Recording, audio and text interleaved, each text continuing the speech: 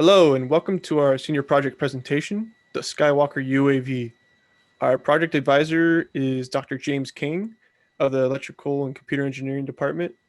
The team members consist of me, Timothy Calvert. And hi, I'm Griffin Willens.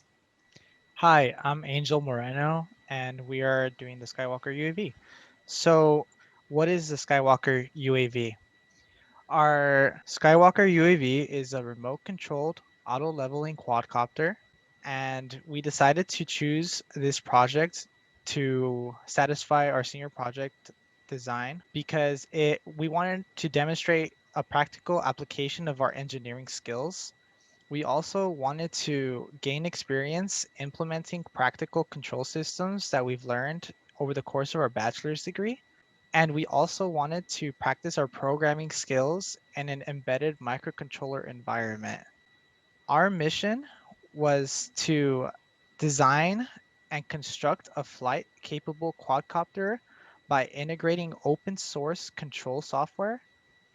We also wanted to understand quadcopter component integration. So, for example, how our quadcopters components interacted with each other and how they communicated with each other. We also wanted to utilize miniature avionic concepts such as thrust and torque and all the physics that have to do with avionics.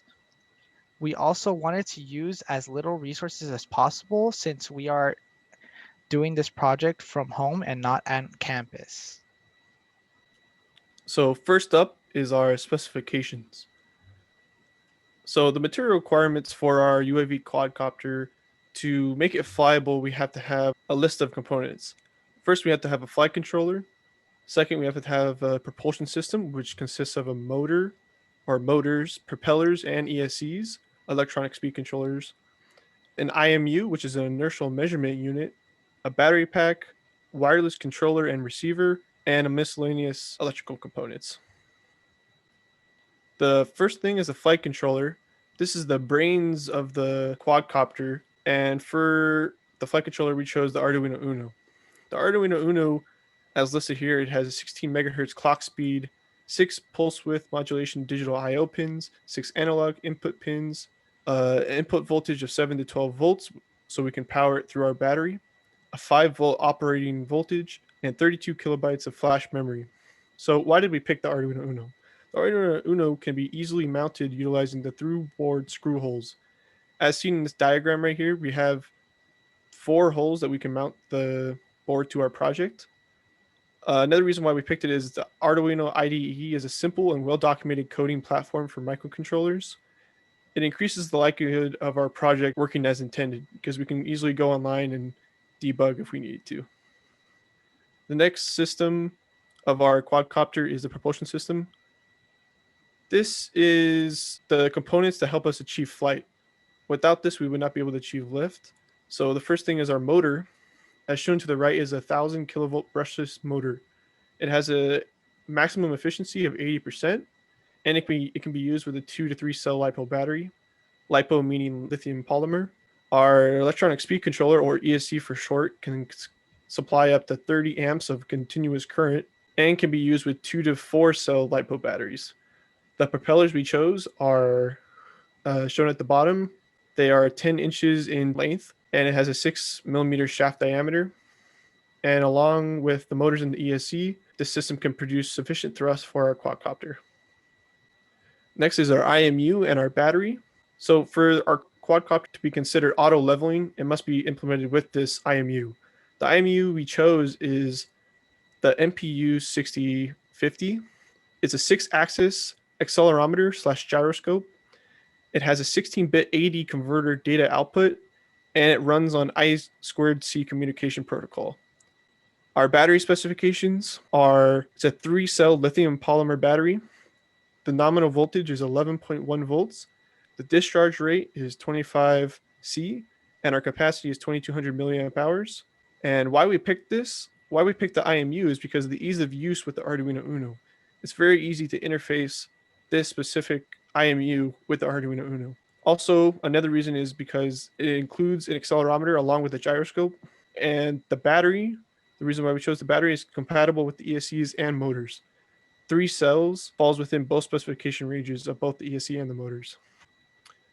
Next, we have the wireless controller and receiver. The wireless controller, transmitter, and receiver we use is the FlySky FST6, and it runs on a 2.4 to 2.48 gigahertz RF range. It has 6 channels and a 26 millimeter antenna length.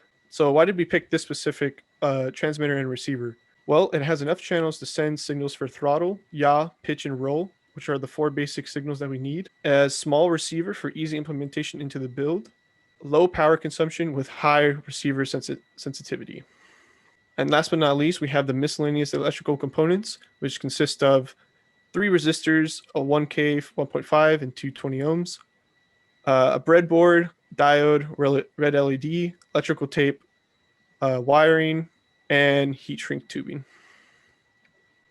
So now we'll discuss a little bit about the design process for the Skywalker UAV and then how we implemented it. So once we decided what materials to procure, we drew a fundamental block diagram just to get a sense of how each component would need to interface with one another. And once completed, we put together a circuit schematic. The circuit schematic details the individual circuit connections that we needed to make during the drone construction. After verifying that our design would work in theory, then we began the process of building the drone. So first, we began putting together the flight control components, which you can see in the top left image, which includes our Arduino, IMU, and radio receiver. We then designed a thin platform to mount these electronics to the center of our frame, which you can see in the bottom image in order to complete the build. And then once this is done, we were ready to integrate our flight control software. So to stabilize the copter in flight, we opted to integrate a proportional integral derivative, or PID, stabilization algorithm. Its purpose is to adjust the motor speeds based on yaw, pitch, and roll data from the gyroscope and correct errors when the compensated speed is too low or too high. It combines 3 different types of stabilization techniques: proportional compensation, which affects the input responsiveness; integral compensation, which changes in-flight stiffness; and derivative compensation, which acts as a damper to minimize any overcorrections that the other 2 compensation techniques might incur. So using the mathematical diagram that we showed in the previous slide, we use this as a guide in order to modify our flight control program with the function that you see here. This function reads the current speed of the Skywalker's motors and attenuates it to a desired set point while compensating for errors in the adjustment. So in simpler terms, this is the part of the software that actually does the controlling. It is the programmatic implementation of the PID control system. We can also set the aggressiveness of the stabilization if we manipulate our PID gain values, which you can see here, both in our code and in theory. So these 3 gain values include the proportional gain Kp, the integral gain Ki, and derivative gain Kd. So by tuning these 3 values, we can achieve the most stable flight. So our final results have seen our project see successful and stable flight. As a result of our endeavors, we achieved around 3 minutes of flight before the battery depletes. If we need more flight time, we need to purchase a battery with more capacity. Furthermore, our control software kept the quadcopter's basic maneuvers stable in normal weather. Additionally, our hardware specifications resulted in a well-designed, sturdy UAV quadcopter. Its components prompt sturdiness for basic flight. The length of the wires and the attentive component selection that we did in the beginning resulted in clear responsiveness throughout the system. As a result, our quadcopter achieved high power propulsion. Unfortunately, we did go over the budget. Our main contributing factor to this was the miscellaneous purchases that we had to do, such as buying wires and other things to connect the components together. Nevertheless, it was only $10 over budget and we got a good product. Now on to the lessons learned. Over the course of the project, we've learned a lot of valuable lessons. The PID parameters could either make or break the flight simulation. Inaccurate values will cause the quadcopter to oscillate violently and oftentimes become unpredictable and unstable. in the air. In order to combat this, purchasing sturdier materials could have saved us a lot of time and money. So for example, while it's in the air, if it becomes violent and unstable during the testing and it were to hit something, the feeble items that we purchase would break. By purchasing sturdier materials, this will ensure more rounds of testing. Our budget was fairly limited, so we had our component selection limited as well. If we had more financial backing, we could have purchased more quality materials to produce a higher quality product. We will now show the demo in the next slide.